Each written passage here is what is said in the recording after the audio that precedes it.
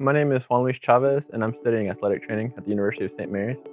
I used to have a chest condition called pectus excavatum, and I actually had to have corrective surgery for it, and it's considered open heart surgery. Athletes are kind of like, they can go through a lot of other things as well, not just physical injuries. They can also go through mental injuries. They can go through depression, and I kind of went through that when I got injured and had my open heart surgery to have that corrected. And so I kind of like put one and two together, and that way I can actually give back to the athletes as well, because I can have a little bit of more sense of what they're going through.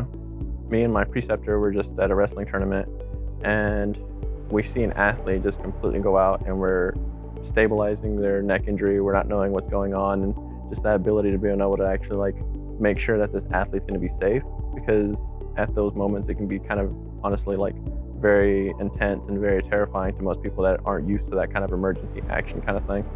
And I think being able to go through that and experience that was probably like really close to me, because at the end of the day, the athlete was able to go home safely and just to know that they were okay. The reason I chose University of St. Mary's casually kind of goes back to trying to decide what school I want to go to, and just finding out that University of St. Mary had a lot of diverse like clinical rotations. They have affiliations with Sporting KC, Kansas City Mavericks, and then a lot of diversity in high schools and colleges.